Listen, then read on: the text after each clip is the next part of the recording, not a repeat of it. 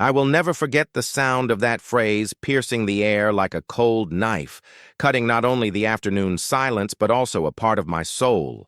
I was on the balcony, doing something as simple as watering the plants, a routine that brought me peace on days when my body felt heavy and my memory seemed to be playing tricks on me. And it was precisely at that moment, when everything was too quiet, that I heard my own son's voice echo from the gate. He didn't know I was there, hidden by the shadow of the wall and the soft sound of the hose. Perhaps that's why he spoke with such confidence, as if he were sharing a harsh, inevitable, almost sad truth. But what he said was nothing of the sort. It was a sentence, an accusation, a stab in the back. "She's mentally broken," he said, with the same nonchalance as someone commenting on the weather. And at that moment, Andre, I felt my soul sink.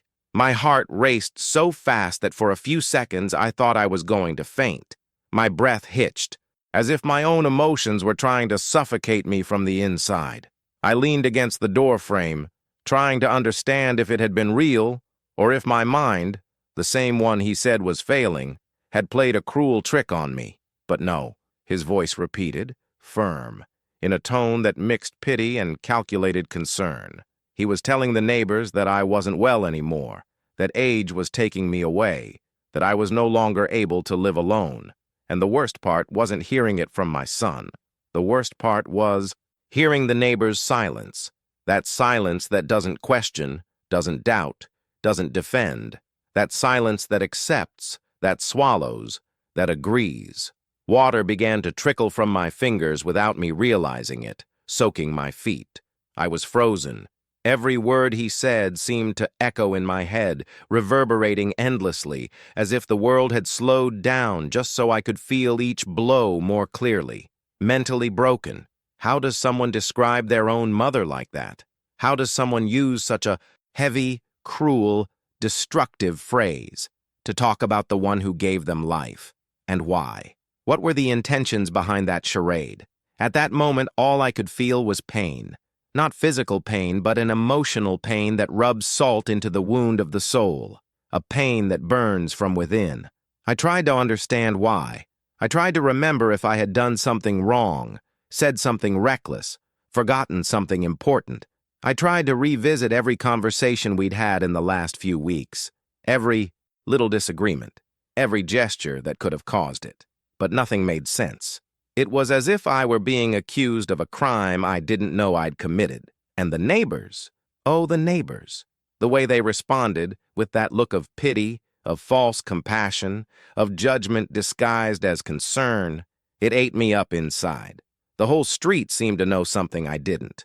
Or worse, they seemed to believe something I never imagined I'd have to defend myself against. Humiliation overwhelmed me in a profound, crushing way. I felt my body trembling, my hands sweating, my chest burned, my head throbbed. His words weren't just spoken. They were delivered like a carefully prepared poison in the exact dose to destabilize me, to make me doubt myself. And it worked, because at that moment, for the first time, I felt a pang of doubt. A small voice inside me asked, "What if? What if I was really forgetting more than usual? What if I was really losing control of my emotions? What if I was really becoming broken?" That doubt, coupled with fear, made the ground tremble beneath my feet. The feeling of vulnerability was so overwhelming that I had to take a deep breath to avoid collapsing right there, under the gaze of those watching me from the windows, the gates, the cracks.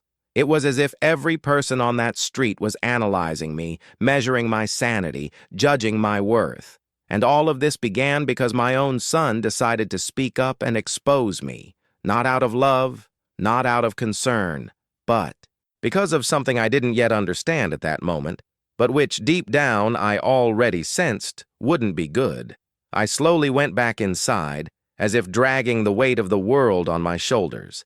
Each step seemed to betray my fragility, as if my body were trying to confirm his version of events. I closed the door and rested my forehead against the cold wood. And there, in that silent twilight, I realized the magnitude of what was happening. This wasn't an innocent comment. It wasn't a misunderstanding. It wasn't an exaggeration. It was the beginning of something much bigger, a planned attack, an attempt at control, a strategy, and the person responsible for it was the last person I would have imagined. And while I was trying to process everything, the phrase kept echoing inside me like a ghost. When I heard that from the balcony, I felt my soul descend. When I closed my front door that day, I thought the worst was over. I thought nothing could hurt more than hearing my own son call me mentally broken to the neighbors. But I quickly discovered that some pains continue. They don't end when the sentence is over, nor when the silence returns. They multiply in the days that follow. And I only realized this the next morning, when I stepped outside and faced the world like someone carrying an invisible mark on their forehead, a mark that said exactly what it had spread. She's not doing well. The street, which had always been my refuge, now seemed like a silent courtroom. Before, when I went out to sweep the sidewalk, I always received a good morning, a quick smile, a friendly wave, small acts of kindness that make life lighter. But that morning, nothing. There were no waves, no smiles. There wasn't even eye contact. The feeling was that I had become a ghost, not because they couldn't see me, but because they were avoiding he couldn't see me. And that indifference hurt more than any direct attack could. As I walked to the gate, the sounds of the neighborhood, children playing, the television on, pots and pans banging, diminished as if everyone were lowering the volume to better hear my footsteps. And then came the whispers, discreet, but not so subtle that I didn't notice. Words cut off, conversations that changed direction as soon as I got close. And always that look of poisoned pity, that look that seems to say, poor thing, she's not the same as before. That was it. Always that one. The worst part was that nobody needed to say anything. The whole street spoke with its eyes. Eyes that avoided mine. Eyes that looked away too quickly. Eyes that watched from behind curtains. Eyes that judged without knowing the truth. And the more I walked, the more I felt this weight accumulating, as if I were carrying invisible bags of sand strapped to my shoulders. The kind of weight you can't let go of when you get home, because it comes with you, goes through walls, invades your mind. At first, I tried to think it was my imagination, that I was being too sensitive. But as soon as I turned the corner, I realized it wasn't my imagination at all. The first door closed as I walked through, not slowly, like someone who simply finished talking to someone and went back inside. No, it was a quick, dry, almost nervous closing, as if the person on the other side was hiding from me, or from something they believed I was carrying. And then, another door, and another. It was almost choreographed, as if the whole neighborhood had rehearsed a play in which I was the monster everyone was hiding from. The place where I always felt safe, my street, my community, my little piece of the world, now seemed like a narrow corridor where I walked alone, exposed, judged, watched out of the corner of my eye, as if I were being judged for a crime I didn't commit. And the hardest part was realizing that it all started with a single sentence, a sentence thrown to the wind, spoken without pity, but with purpose, a sentence that my son planted like a poisonous seed, and that now grew in the eyes of everyone around me. And then came the cruelest part of all, false pity. That kind of pity that doesn't embrace, doesn't welcome, doesn't help, it only humiliates.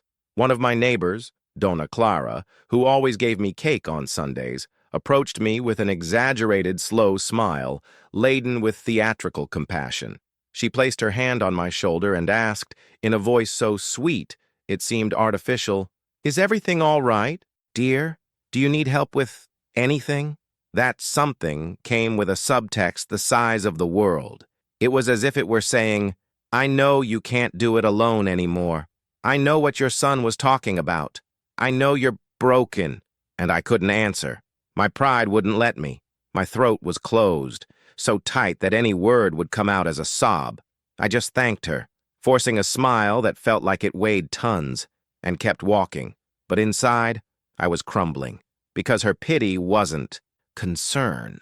It was confirmation. Confirmation that the story my son told was working, that I was losing control of my own image, my credibility, my autonomy. I spent the following days trying to act normally, going to the market, tending the garden, talking to those who greeted me. But each small interaction became a constant reminder of the lie that hung over me. The neighbors who used to stop to chat now only waved from afar, avoiding contact. Some even crossed the street. Others just watched, without saying anything, as if they were analyzing my gestures, trying to find signs of the so-called mental breakdown that my son claimed existed. And all of this began to eat away at me from the inside. The shame. Ah, Andre, shame has a horrible way of infiltrating. First the mind, then the heart, and finally the body. I began to doubt my posture, my speech, my own lucidity. I started to police my every gesture, every phrase, every expression, because now any inattention, any banal forgetfulness, any stronger emotion could serve as ammunition for what he was saying. It was like living inside a spotlight that only illuminated your flaws, real or imagined. And the more I tried to hide, the more it seemed like everyone was looking at me. And this kind of pressure, this constant feeling of being judged, transforms a person from the inside. It takes away small, almost imperceptible pieces of your identity, your self-esteem, your security, until, without realizing it, you start to wonder, what if they're right? What if there really is something wrong with me? What if? But deep down, even with all that pain, a small flame ignited, a silent indignation, a question that throbbed, insistent. Why would my son do that to me? And that question would be the beginning of the revelation that would change everything. After days of being watched, as if I were a fragile creature about to collapse, I began to notice an even quieter change, a change that didn't come from outside, not from the neighbors, nor from whispers, nor from closing doors. It came from within, from my mind, from my own heart, a change I never imagined I would face. Doubt, the most agonizing question a human being can bear. What if he's right? At first, I tried to push that thought away like someone swatting a persistent mosquito. I thought, of course there's nothing wrong with me, he's just exaggerating. But the more I repeated this to myself, the more fragile I sounded. It was as if my inner voice had lost its strength, as if even my mind was afraid of being contradicted. And that's when I realized the true power of words thrown at someone. It's not just the external world that changes, it's the internal one. He had said I was mentally broken. The neighborhood had believed it, and somehow that lie began to find space inside me, trying to fit where it shouldn't. I started paying attention to every detail of my behavior, as if I were constantly evaluating myself. When I forgot where I had put my keys, what had previously been just a common oversight took on a new significance. I even asked myself, is this normal? Am I forgetting more than usual? When I got tired after a particularly long day, instead of simply resting, I would ask myself, could this be a sign? And when she felt sadness, that common sadness that comes from time to time because of life, age, and heavy memories, the inner voice whispered, or could it be something worse? Andre, you know, old age doesn't arrive screaming. It arrives slowly, through small things, through aches and pains that appear without warning, through eyesight that isn't what it used to be, through breath that runs out a little earlier, through a mind that sometimes stumbles but gets back up. That's natural. It's human. But when someone, especially someone you love, points this out as a flaw, a fault, an illness, everything loses its naturalness. The normal becomes suspect. The common becomes dangerous. Life becomes a collection of signs that may or may not mean something terrible. And there I was, a woman who had always prided herself on her own lucidity, her own strength, her own history, now questioning her sanity in front of a mirror, literally, because there was a day when I stood before it for long minutes, staring at my own reflection, trying to find some mark, some indication, some trace that would confirm or deny what it had said. I looked into my eyes, searching for the firmness I'd always had. I observed my hands, trying to see if they trembled more than before. I mentally reviewed my last few days, looking for flaws, lapses, mistakes. And the question, like a drum, beat incessantly. Am I really getting worse? This question hurts anyone. But it hurts even more when you've already experienced losses, aging, changes that make you feel more fragile than you'd like. Age brings a collection of silent fears. Fear of no longer being useful, of losing autonomy, of depending on others, of being treated as a burden. And now, in addition to all these natural fears, I also carried the fear that my mind, that intimate and essential part of who we are, was betraying me. I started noticing little things that hadn't bothered me before. The time it took me to remember a name, the difficulty in finding certain words, the feeling of mental exhaustion at the end of the day, and every detail became proof in my head. Proof of what? I didn't know. Proof of what I feared. Proof of what I didn't want to believe. Proof of what he said. And, Andre, the worst part of all, I started to feel ashamed of it. Ashamed of being human. Ashamed of feeling the natural effects of life. Ashamed of not being perfect. As if aging were a mistake.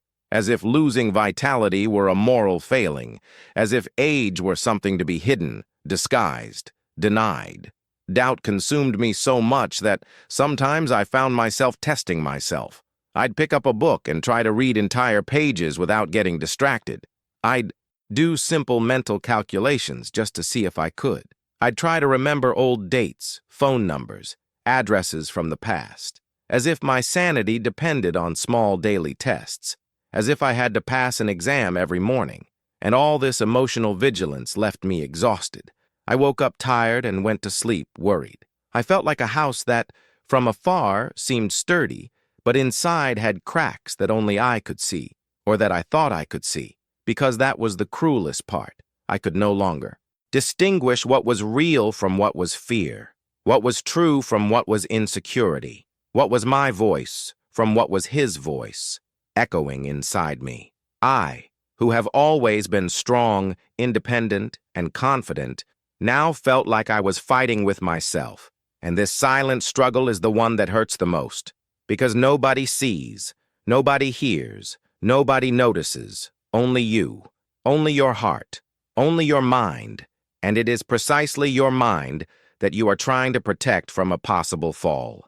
And that's how doubt enters, not through the front door. It enters through the cracks, through malicious words, through judgmental glances, through sleepless nights, through the small tremors of everyday life, and when you realize it, it's already installed, sabotaging your thoughts, distorting your emotions, corroding your security. But even in the midst of that silent storm, a small part of me still resisted, a part that whispered, however faintly, "That's not right, that's not true, that's not you," and that small voice, that spark, would be responsible for leading me to the discovery that would change everything. After days immersed in that devastating mix of shame, doubt, and fear, I began to realize that something about my son's behavior didn't make sense. It wasn't just the cruel phrase he said to the neighbors. It wasn't just the way he seemed determined to reinforce the narrative that I was mentally broken. It was something more, something behind it. A collection of small details that, in isolation, would seem insignificant, but together formed a shadow too large to ignore. The first thing that caught my attention was the phone calls.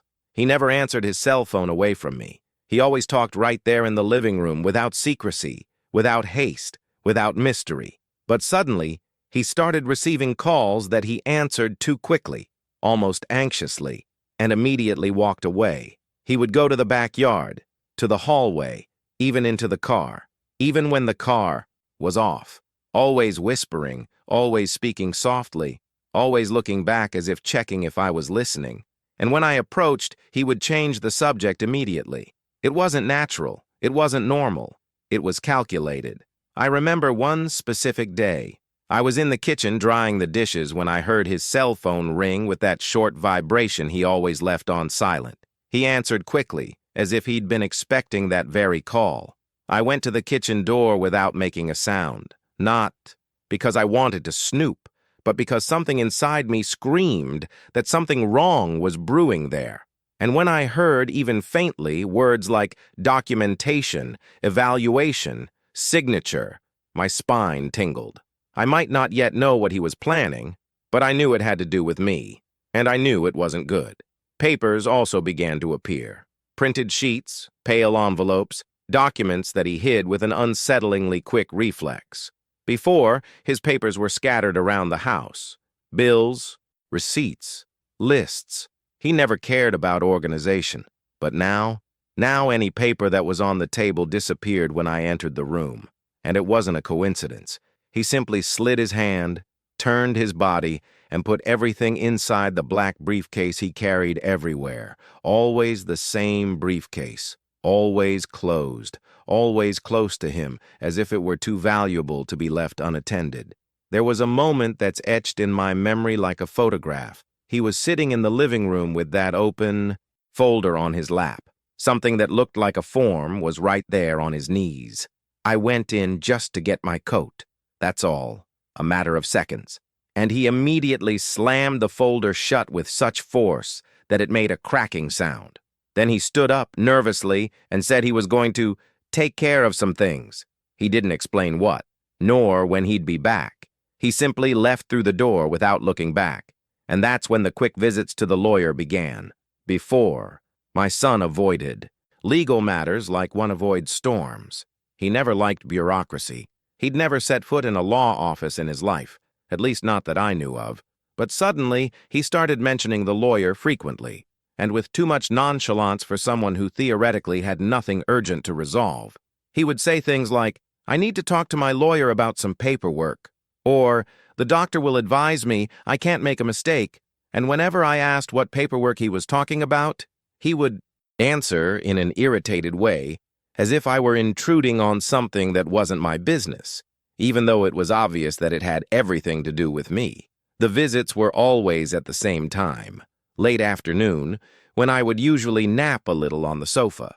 It was as if he waited precisely for the moment when I was vulnerable, distracted, defenseless, to make his moves.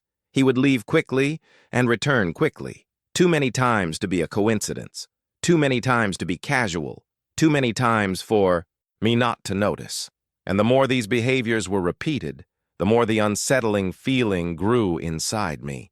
It was as if I were living inside a jigsaw puzzle whose pieces were being put together by hands that weren't my own. And each piece, each call, each document, each visit, silently told me that something big was being plotted, something involving my name, my health, my autonomy, my life. I tried talking to him, I tried being direct, I tried being subtle, I tried acting as if I didn't suspect anything, but all attempts were unsuccessful. Always the same response: irritation, impatience, short answers, quick changes of subject. It was like talking to someone who was afraid of being found out, not afraid out of remorse, but afraid as a strategy, and that in itself was even more disturbing. But the last straw came when he arrived home late at night with an envelope that looked like it had just come out of a printer. He thought I was asleep, but I had gotten up to get a drink of water. As I walked down the hall, he practically hid the envelope behind his back, and I saw, for a second, just a second, a word that made me shudder: evaluation.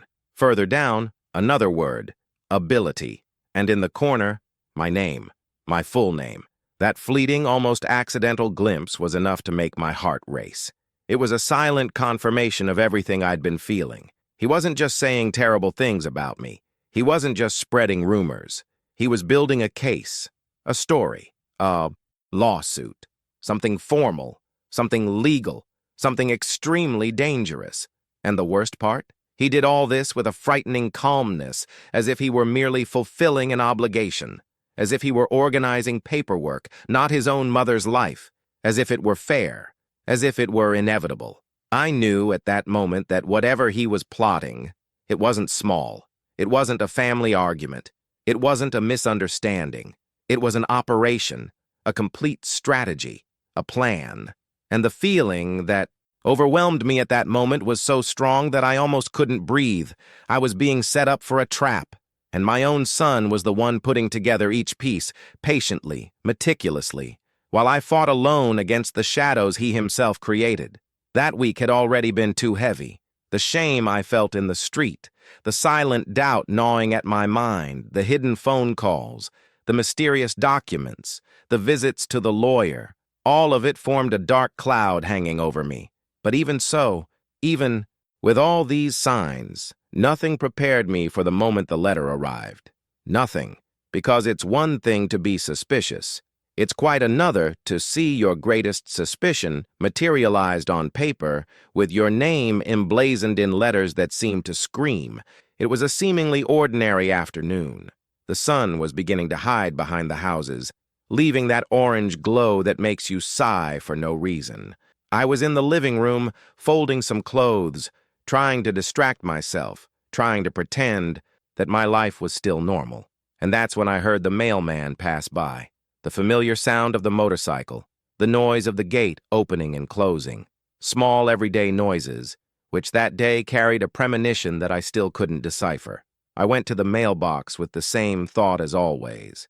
Maybe it was an electricity bill, a supermarket advertisement, some notice from the city hall, but when I put my hand on the mail, I felt a shiver run down my spine. The envelope was different, more rigid, more formal.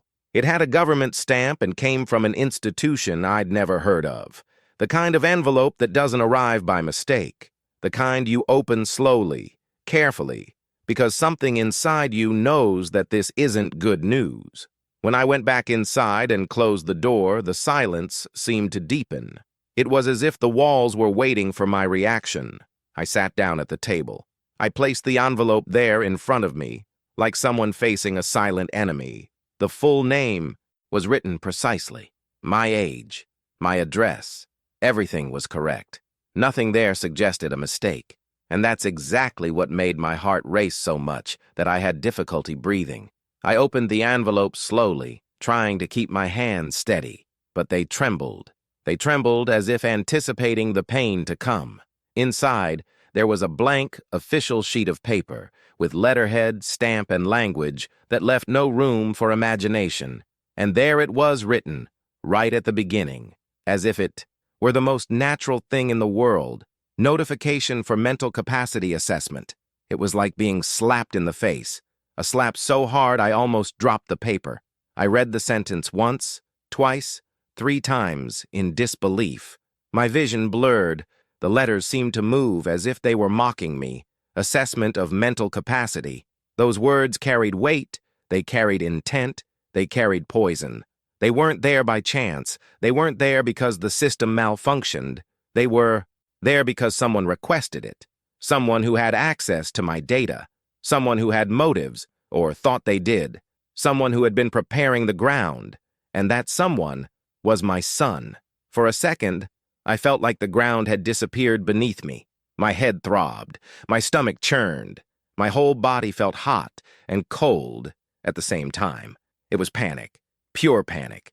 The kind of panic that prevents you from thinking clearly, that traps you, that paralyzes you. I wondered, how? When? Why? How had that happened? When had he taken that step? And most importantly, why would someone born from my womb do that to me? I tried to find some rational explanation, but none seemed to make sense. The paper said the request had been made by a first-degree relative concerned about my well-being. Concerned. The word burned like fire. It seemed to mock me, because there was no concern. There was intent. There was a plan. There was strategy. There was a plot being woven behind my back, while I fought, against my own fears, against the voices of the neighbors, against the shadows he planted within me. The letter said I should attend an evaluation within a few days, a location, a time, a protocol, everything already defined, everything ready, everything proceeding as if I were a piece on a chessboard that someone was moving without my permission. And the worst part was realizing the coldness behind it. There was no warning. There was no conversation. There was no attempt at dialogue. He simply initiated a process that, if it went ahead, would take away everything I've always defended, my autonomy, my freedom, my voice. I got up from the table without realizing it. I walked through the house as if I were lost. Every room seemed different now. My home, my refuge, had become the scene of a betrayal. Every photo on the wall, every memory of his childhood, every old hug, it all seemed to mock me. How could the person you held in your arms, whom you fed, whom you raised, whom you supported for years, suddenly turn against you like this? I looked at myself in the mirror, and what I saw there was a version of myself I didn't recognize. A wounded, scared, betrayed version. A woman wondering where she went wrong, what she had done to deserve this, how someone you love can turn your life into a silent threat. But amidst all that emotional chaos, something inside me began to awaken, a mixture of fear and indignation, of fragility and strength, because, however shaken I was, a part of me screamed that this wasn't right, that I couldn't accept that letter as a sentence, that this wasn't the end. It was the beginning of a fight, and it was at that moment, with the letter still trembling between my fingers, that a chilling truth fell upon me. My son wasn't trying to help me. He was trying to silence me. And now, with that official document on my desk, his weapon would no longer just words. It would become the law. And it was impossible not to feel fear, because now I knew, without a shadow of a doubt, that something big, dangerous, and cruel was being plotted. And I was at the center of this plot, alone. After reading that terrible letter, something inside me finally woke up. It was as if all the emotional fog that had been surrounding me, shame, fear, doubt, had suddenly dissipated, revealing the clear outline of a truth I had been afraid to face. My son wasn't just spreading rumors to the neighbors. He was hatching a plan, a real plan, a cold, calculated plan. And this plan had a clear, silent, and deadly objective: to take control of my life. At first, I didn't want to believe it, even though everything pointed in that direction: the hidden documents, the whispered phone calls, the visits to the lawyer, the official letter.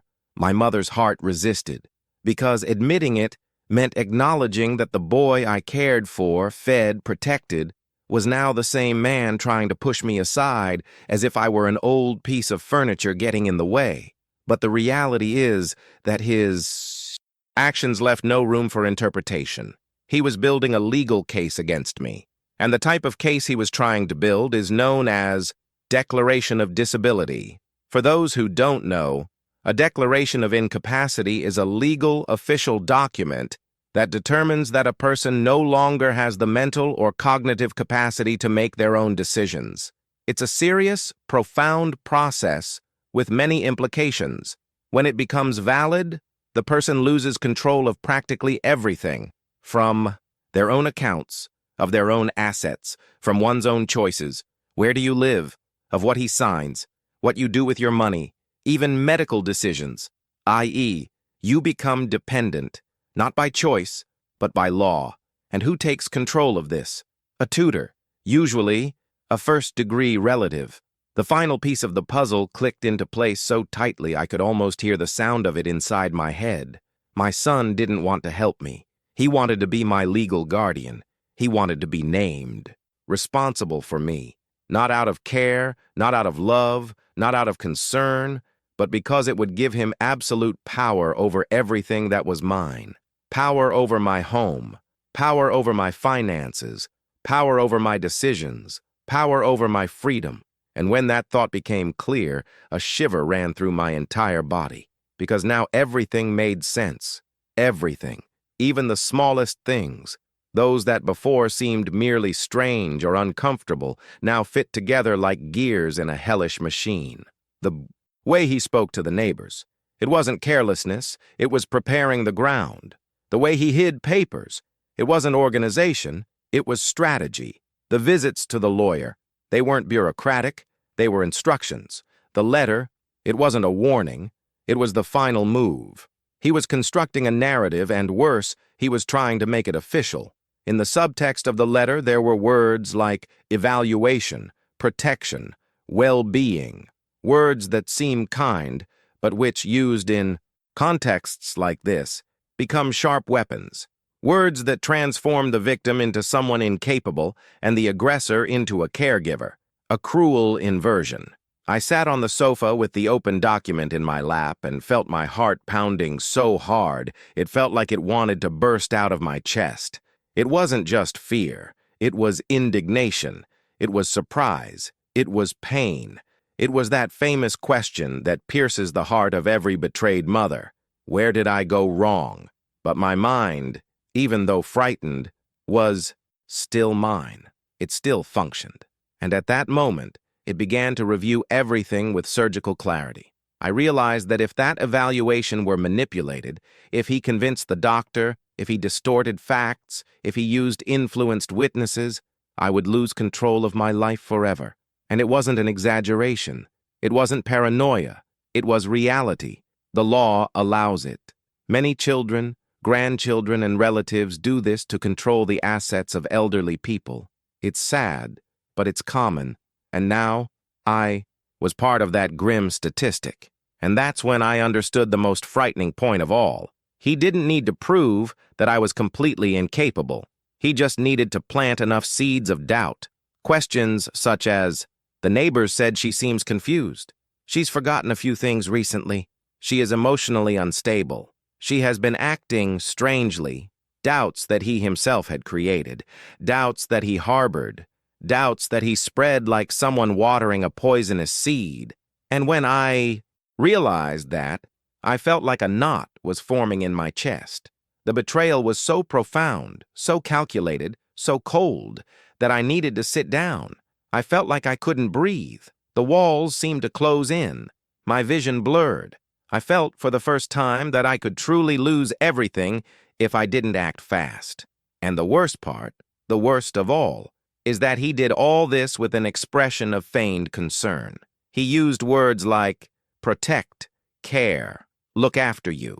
But the glint in his eyes, that cold, distant, calculated glint, revealed the truth. He didn't want to care. He wanted to control. He wanted power. He wanted access. He wanted everything. I then remembered a conversation we had a few weeks earlier.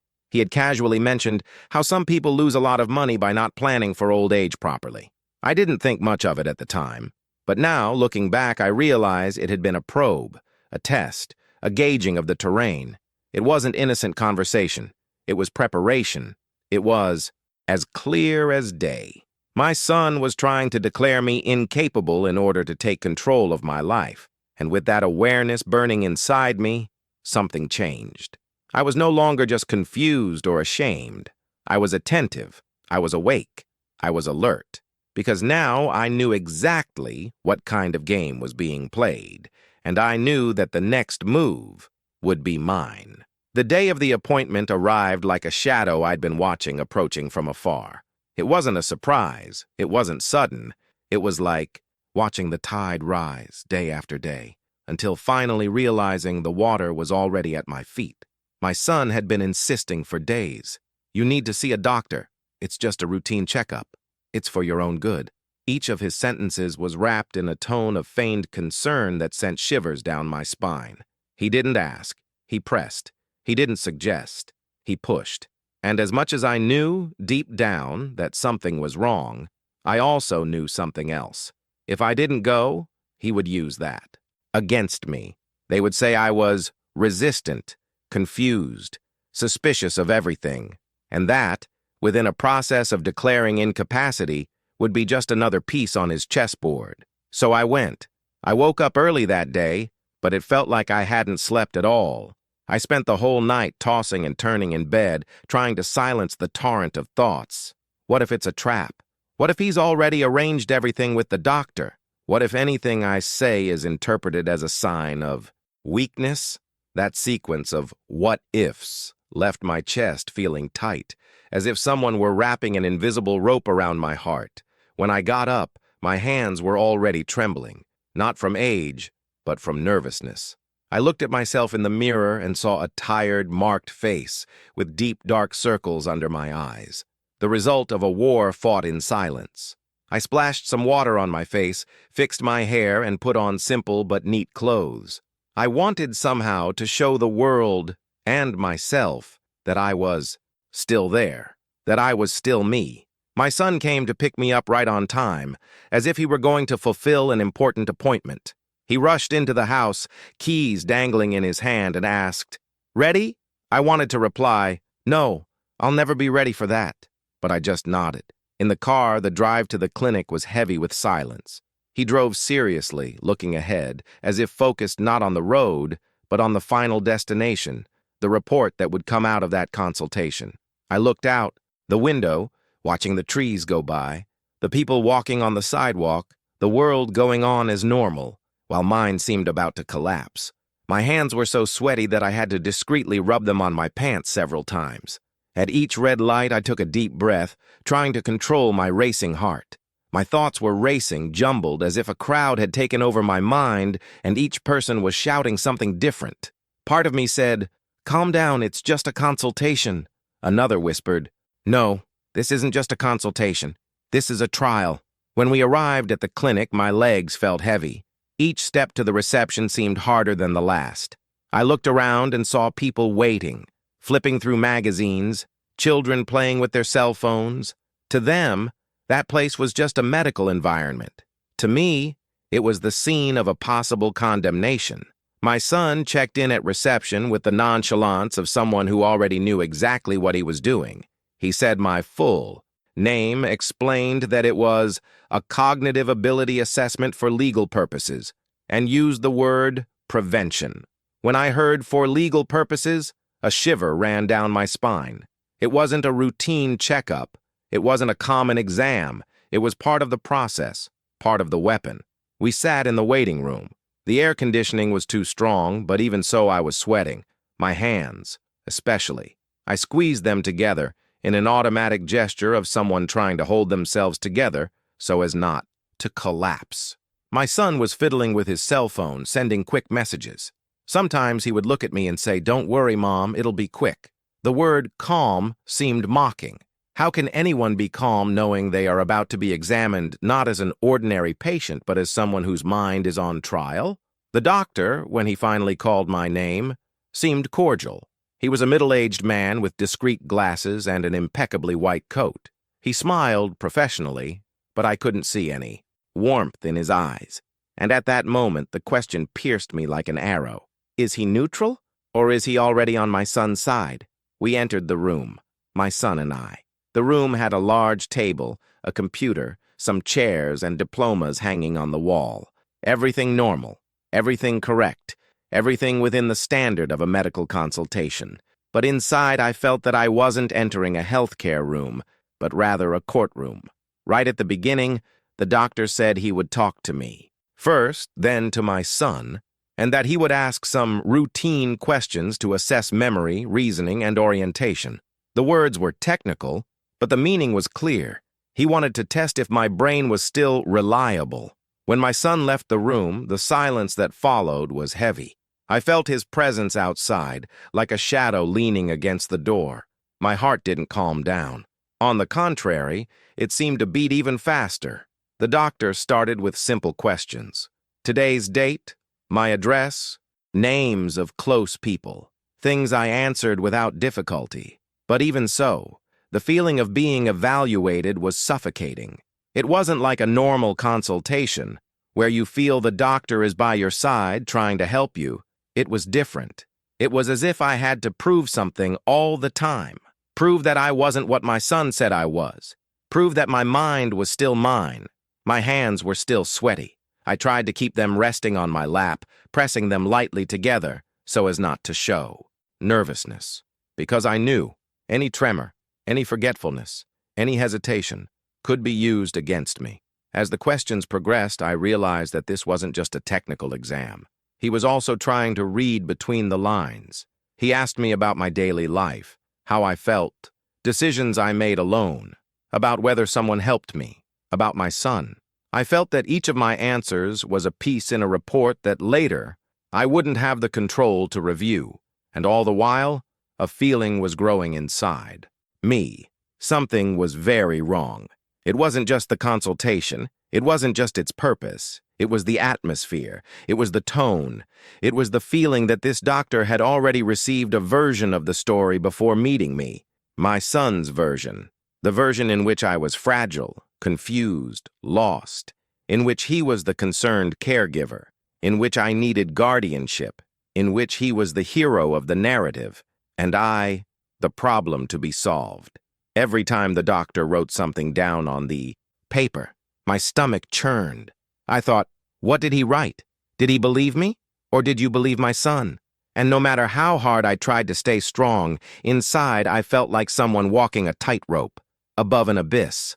One wrong step, one slip, one lapse, and I would fall straight to the bottom, a bottom where my life would be decided by other people. When the consultation ended, the doctor thanked me for my honesty, used neutral, technical language, and said he would carefully analyze everything before issuing the report. In theory, it seemed fair. In theory, it seemed balanced. But my heart was not at peace. Because I knew I wasn't dealing with just medicine. I was dealing with something bigger. Interests, narratives, manipulation. As I left the room, I found my son in the hallway, leaning against the wall, fiddling with his cell phone. He looked up and asked with a smile that didn't quite reach his eyes, "See? It wasn't so bad after all, was it?" I wanted to reply, "It was worse than you imagine." But once again, I swallowed my words. At that moment, as we walked to the car, I felt with painful clarity. The game was in progress. And that appointment, it wasn't the end. It was only the beginning. The day that would change everything wasn't just the day of the appointment. That was the day I realized, in no uncertain terms, that I would need to fight, not just for my dignity, but with my own voice. After the consultation, I spent days living like someone awaiting a verdict. Every morning I woke up imagining the doctor signing an unfair report, stamping my life with a sentence that didn't belong to me. My body was tense all the time. My heart raced. My thoughts were always on alert. It was as if I were walking down a dark corridor, waiting for the door to open, but without knowing if salvation or destruction would lie on the other side.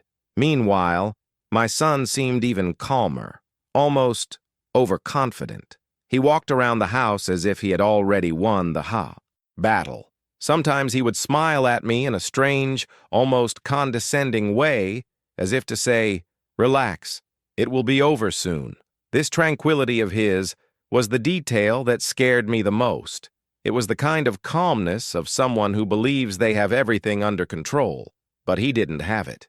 Because, while he moved with the arrogant certainty that everything was going as planned, something was happening far from his eyes, inside the doctor's desk, inside the files, inside the conscience of someone who, contrary to what my son expected, had seen more than words. It all started with a phone call. The phone rang on a gray morning, and when I answered, I recognized the doctor's voice. Serious, but not cold, caring, but not distant. He asked me to come back to the office, but this time, alone. My heart almost stopped. I thought, this is it. He's going to declare me unfit to stand trial. But there was something in his voice, a hesitation, a firmness, something that didn't match that cruel verdict. Still, fear came first.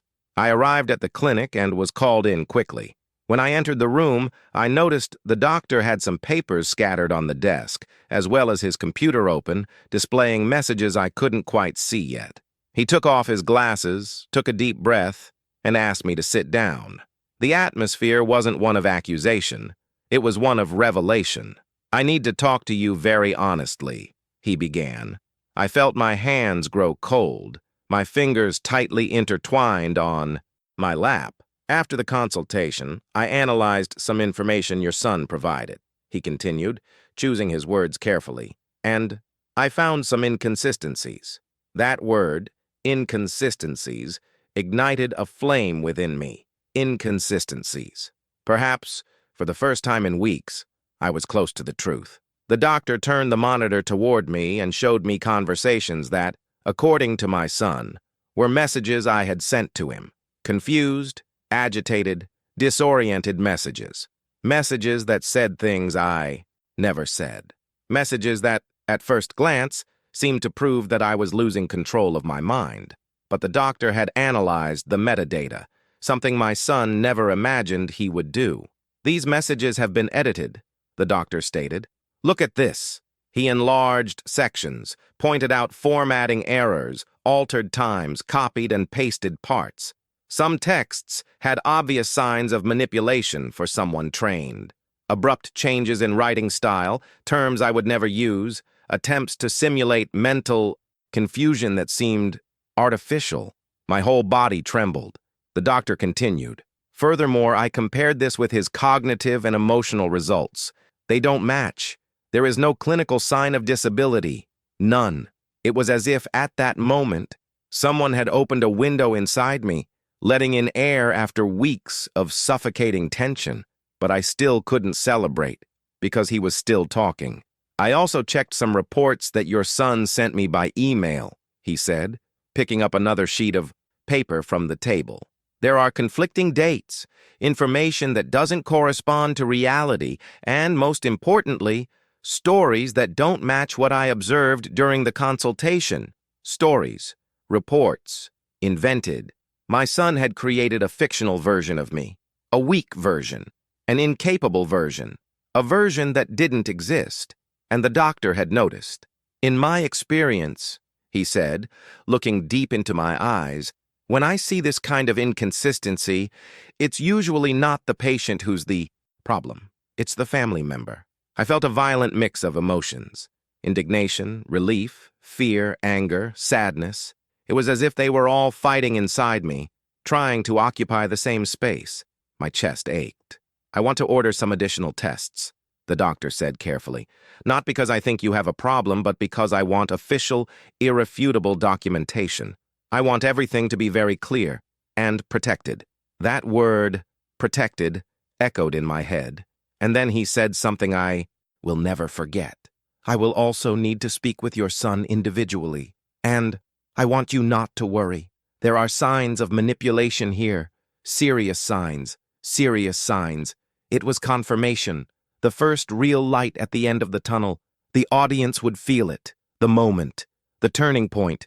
The point at which the invisible narrative he was building begins to crumble. The doctor began organizing the papers, taking a deep breath, as if he were carrying an enormous responsibility. I'm going to ask you a favor, he said. Don't mention anything to your son yet. I want to understand how far this is going. How far will this go? Those words kept circling in my mind. I left the clinic with my legs trembling. But this time, it wasn't fear. It was something else. It was something I hadn't felt in weeks. It was hope. For the first time since it all began, I could feel the truth emerging, that someone finally saw beyond his mask, that the castle of manipulations was beginning to crumble. And deep down, I knew my son would be exposed. The day I returned to the doctor's office to hear the results of the report seemed both distant and inevitable. Since my last conversation with the doctor, in which he mentioned inconsistencies and serious signs of manipulation, I knew that this meeting would not be just a formality. It would be a watershed moment, a final point or a turning point. I just didn't know yet which way the story would turn, toward my freedom or towards my sentence. My son insisted on accompanying me, as always. He seemed too confident, too well-groomed, too calm. He was wearing a neatly pressed shirt, his hair was styled, he wore strong cologne. It was as if he were preparing for an important occasion, and, in his mind, it probably was. Perhaps he imagined that day, the doctor would confirm everything he had been saying. Perhaps he was already mentally celebrating his control over my life, my possessions, my decisions. The drive to the clinic was different this time. I no longer looked out the window like someone condemned. I looked like someone who knows that, even wounded, I still have a chance. My heart was racing. Yes. My hands were still sweating. Yes. But within all of that, there was something new, a thin line of courage, a small voice that said, "Today the truth will speak." We arrived a few minutes early. We sat in the waiting room. He was fiddling with his cell phone, as always, texting, checking things. He seemed completely at ease. At times he crossed his legs, looked at his watch, sighed, as if he were just waiting for confirmation of a plan that was already guaranteed. I, on the other hand, took a deep breath, looking at the doctor's office door as if it were the portal to a new chapter in my life. And, in a way, it was. When the door finally opened and the doctor called our name, I felt my chest tighten. I stood up slowly, trying to maintain a steady posture. My son followed behind, his steps, determined, almost satisfied. We both went inside. The room was the same desk, same diplomas, same computer, but the atmosphere was different. The doctor didn't smile this time. He wasn't hostile, but he was serious, focused. There was a folder on the table, slightly open, with my name on the cover, and for a moment, all I could see was that name, my story, my mind, all summarized there, in that set of pages. "Please have a seat," he said. I sat down. My son did, too. He crossed his arms, leaned slightly in his chair, as if waiting for a presentation. I could feel the heavy atmosphere between us, as if the room had become smaller. The doctor took a deep breath, glanced at the documents, and began. "I have finalized the report on your mother's evaluation." My heart skipped a beat. My son straightened his posture, alert. "I analyzed the cognitive tests, the supplementary tests I requested, the medical history, the behavior observed during the consultation," he continued, flipping through some pages, "and also the information that you as a family member brought." At that moment, my son gave a slight nod, as if reaffirming his own important role in the situation. The doctor then calmly closed the folder, placed his hands on it, and looked directly at me. Not at himself, at me. And the result is clear. He paused briefly, as if carefully choosing his next sentence. "You are in perfect mental condition. There is no indication of any incapacity." It was as if, at that moment, someone had cut the invisible chains that were bound to my chest. A warm wave coursed through my body. I wanted to take a deep breath, but the air seemed trapped by emotion. For a few seconds, I could only hear the echo of that phrase. "You are in perfect mental condition." I wasn't mentally broken. I wasn't confused. I wasn't lost. I was lucid. I was whole. I was okay. But while a profound relief washed over me like a flash of light, beside me I felt something else. Freezing. My son was paralyzed. I didn't need to look directly at him to realize it. I felt the change in the air, but when I finally turned my face, I saw what I will never forget. His expression was not one of relief. It wasn't a feeling of joy. It wasn't a "thank God my mother is okay" kind of thing. It was shocking. His eyes widened, his mouth slightly open, his face contorted in a mixture of disbelief and irritation. He was like someone who was certain the game was won, and suddenly sees the ball go into the opposing team's goal in stoppage time. "What do you mean?" he murmured, almost voicelessly. The doctor, remaining calm, turned to him and continued. "I reviewed everything very carefully. In fact, as I mentioned to your mother before, I found some important inconsistencies in the information you sent." He picked up some specific papers, highlighted excerpts, and showed dates, altered messages, reports that don't match the exams, descriptions that don't correspond to her behavior during consultations. He said firmly, "In medical and ethical terms, I cannot, under any circumstances, attest to something that is not true." With each word, I watched my son shrink a little more in his chair. He no longer had the same confident posture. His face grew red, then pale. His eyes avoided the doctor's gaze. He fidgeted with his fingers, restless, like someone who had lost his footing and was trying to find it again. "But doctor," he tried to argue, forcing a worried tone. "Didn't you see when she forgets things? She contradicts herself. I saw a woman her age, with lapses that are perfectly normal and expected for her age group," the doctor interrupted, politely but firmly.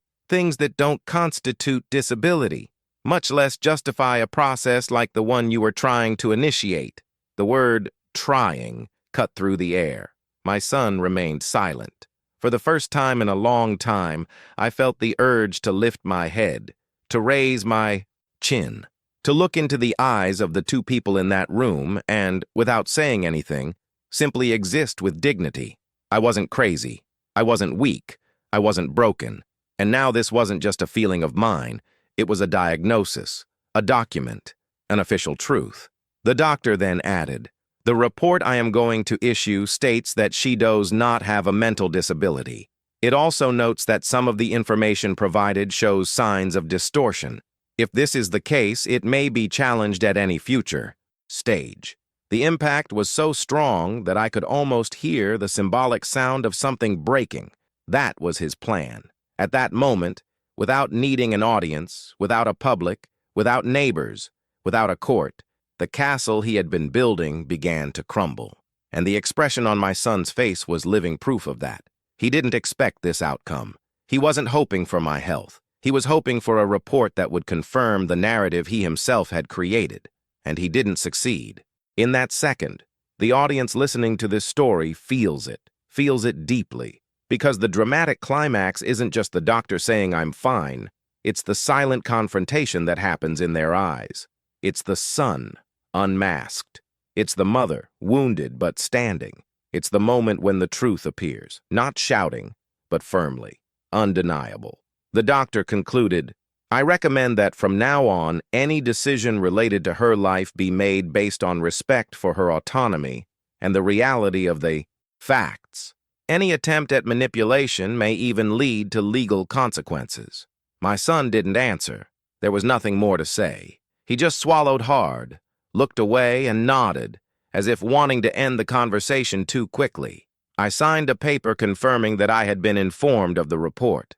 My hands were trembling, but it was a different kind of trembling now. It wasn't fear. It was the emotion of someone who was about to be erased and suddenly sees their existence confirmed, validated, recognized. As we left the room, the hallway felt longer than before. I walked slowly, breathing deeply, and as I walked, I thought, he tried to silence me using a medical report. But it was precisely the report, which gave me back my voice. And although I knew that the battle with my son was not yet over on that day, at that exact moment of revelation, I won the first great war. When we left the doctor's office, the hallway seemed narrower, quieter, heavier than before. It was as if the entire building had witnessed the crumbling of a carefully constructed lie.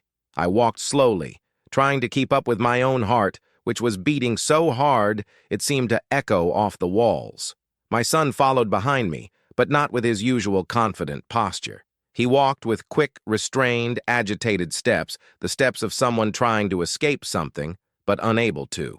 And it was there, in that narrow corridor, that I realized something simple, yet devastating. He wasn't sorry. He was angry, because he got caught.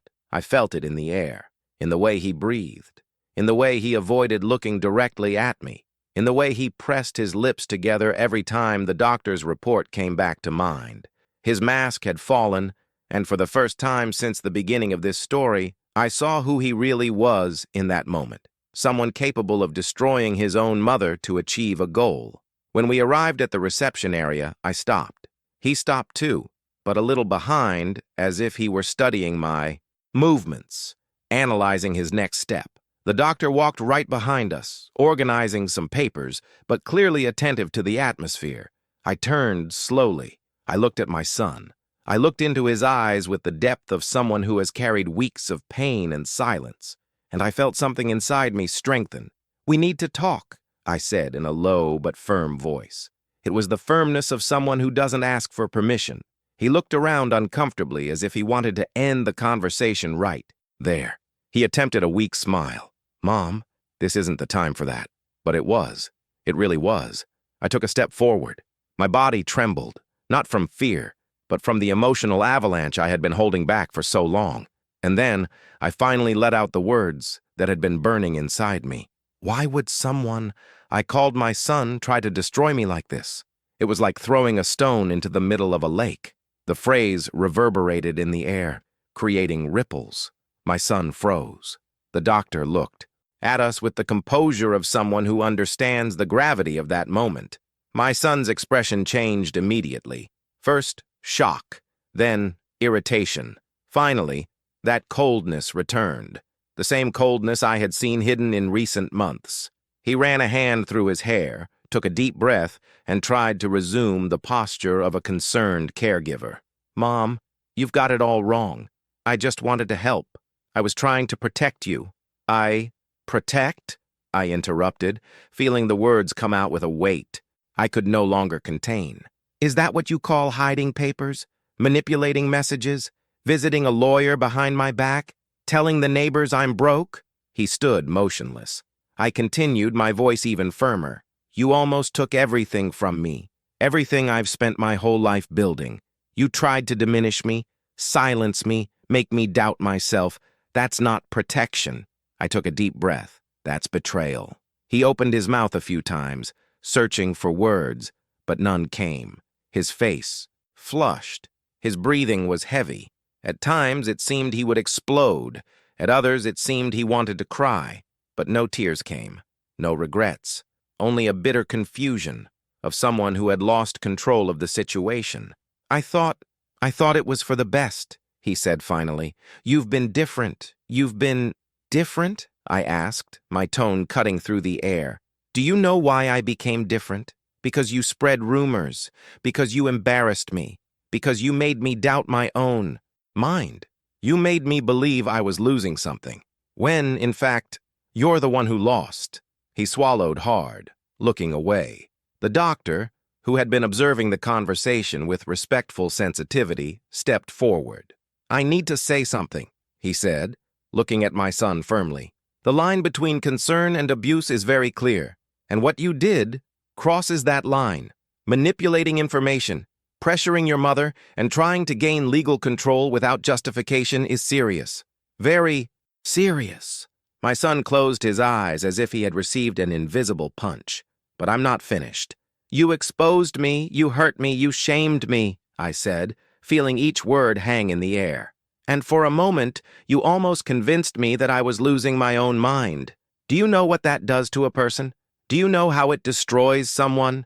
The silence that followed was almost palpable. Even the sounds of the clinic seemed to have disappeared. No ringing phones, no distant conversations. It was as, if the universe had stopped to listen to that moment. I am your mother, I concluded, my voice choked with emotion but firmer than ever. And you treated me like an obstacle, like a problem to be solved, like someone disposable. The word disposable hit him hard.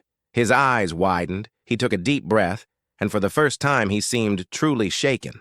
But still, he didn't apologize. Nothing came out of his mouth, not a plea for forgiveness, not an I was wrong, not a real attempt to make amends. The doctor gently placed his hand on my shoulder. You have every right to protect yourself, he said, looking at me, and I recommend you do so from now on, clearly, with boundaries, safely. My son said nothing, not because he had nothing to say, but because at that moment he had been unmasked, and he knew it. The role he had tried to play for so many months, that of the worried son, simply crumbled. It lay there on the floor, shattered. He tried to take a step forward. Mom, let's go home. We'll talk later. But I didn't move. Today, I'm the one who's going to decide what happens. And that phrase, simple yet full of power, marked the end of one cycle and the beginning of another. It was there, in that confrontation, facing the doctor and the exposed truth, that I realized something that took me far too long to understand. It's not enough to survive the lie. You have to confront the person who created it. His mask has fallen, and my voice, after weeks of being stifled, finally returned to the world. When I left the clinic that day, the wind felt different. It was no longer the cold wind that pierced my chest during days of doubt and fear. It was no longer the heavy wind that carried shame and humiliation. For the first time in a long time, the air felt clean, breathable, real. It was as if the world had given back something I thought I had lost, control over myself. I walked slowly to the car, but I didn't let him open the door for me. I did it, myself. A small gesture, I know. But at that moment, it meant everything. It was physical, tangible proof that I didn't need to be guided, pushed, controlled. I could open my own doors, and that day, I would open many. The drive home was silent.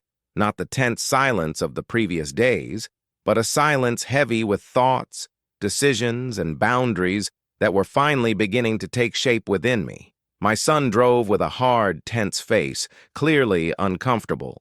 He was angry, not because I was okay, but because his plan had crumbled, because the world hadn't believed the story he had created, because he had lost power. And I realized with painful clarity, he was never concerned about me. He was concerned about what he could gain. When we got home, he tried to start a conversation. He used words like misunderstanding, exaggeration.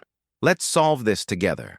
But each sentence was laden with urgency, as if he desperately needed to regain control before I realized the extent of the freedom I had just recovered.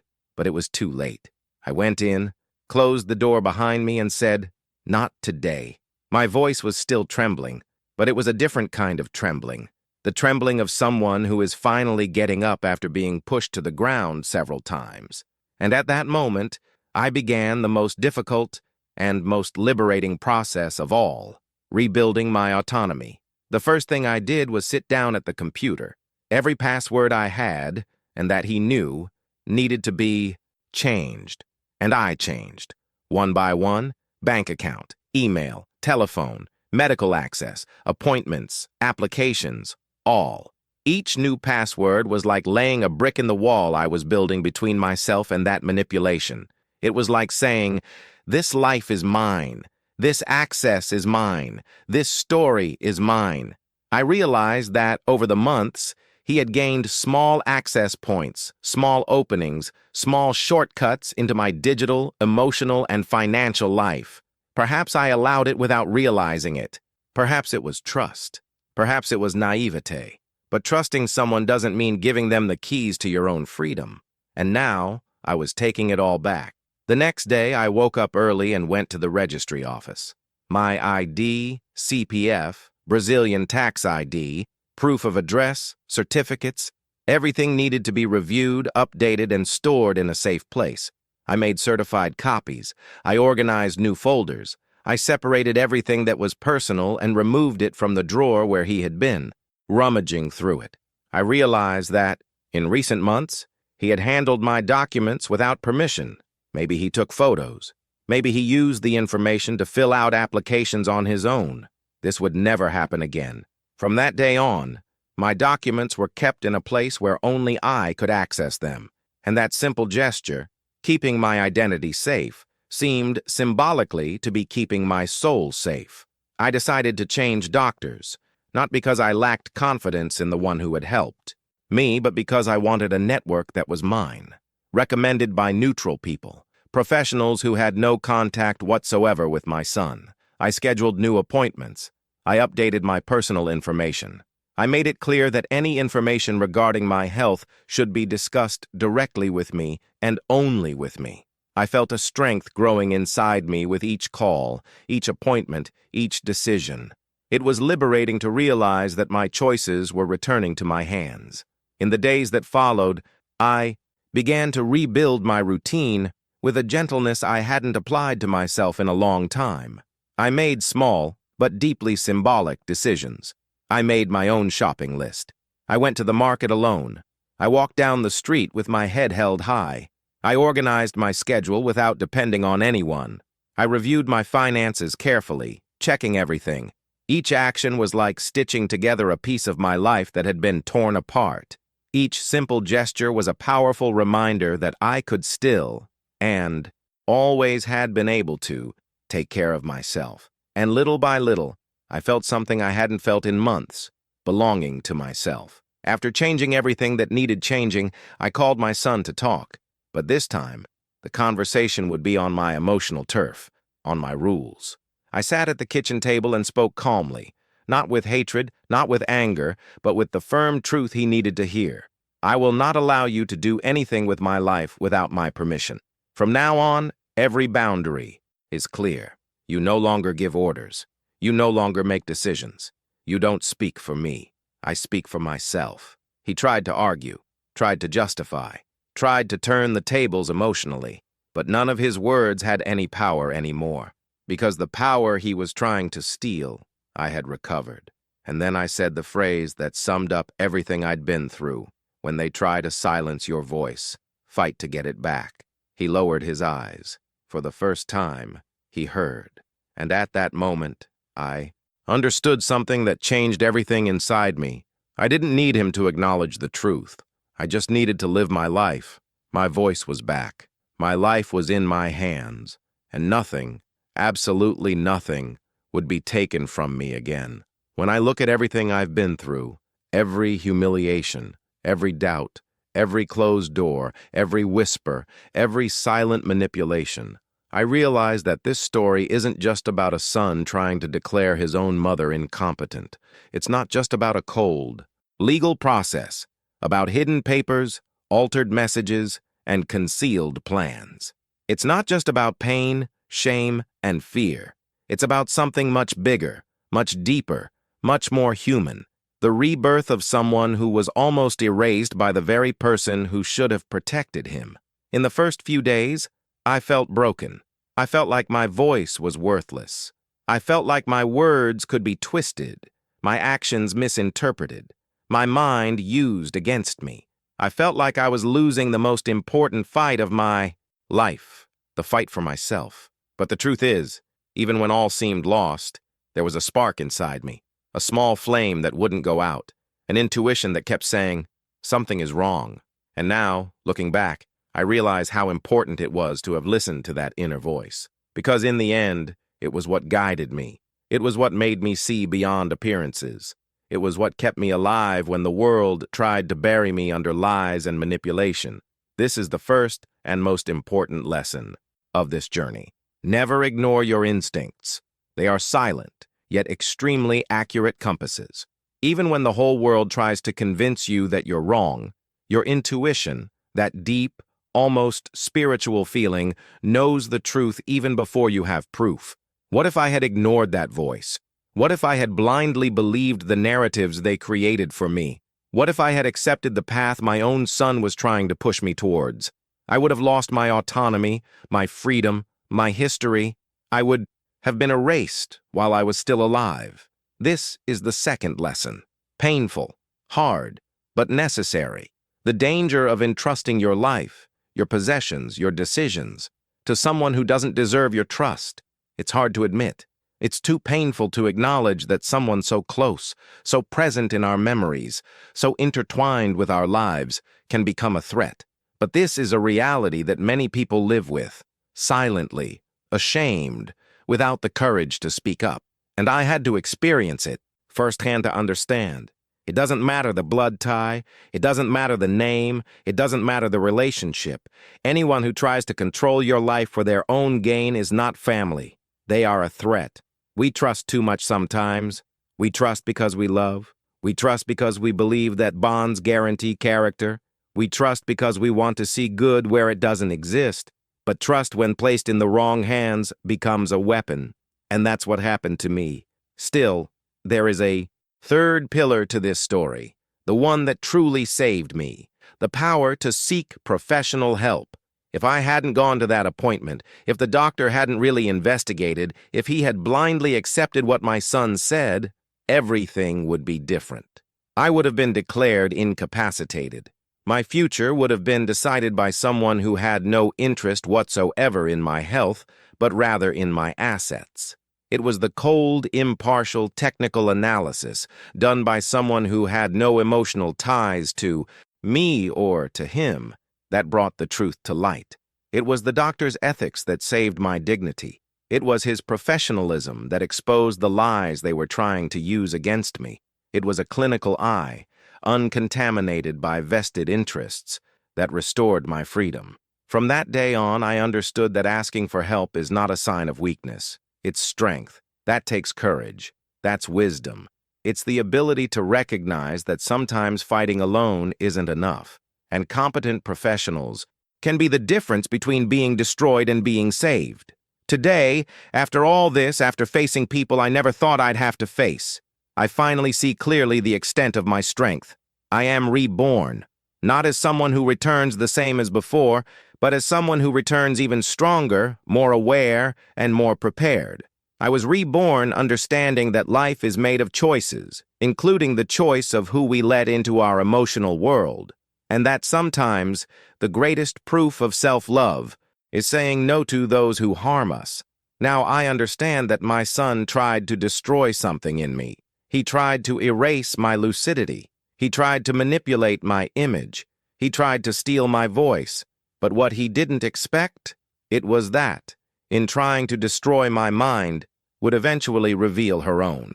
This phrase, which I carry as a landmark in my soul, sums it all up. My son tried to destroy my mind, but ended up revealing his own. And today, as I close this story, I feel that I am no longer recounting something that brought me down. I'm telling you something that lifted my spirits, because in the end, I didn't lose. I survived. I am rebuilding myself. I got my life back, and my voice. If this story moved you, leave a like and subscribe to the channel. It helps me bring more intense stories like this one. And tell me in the comments, what would you do if someone from your own family tried to declare you incompetent?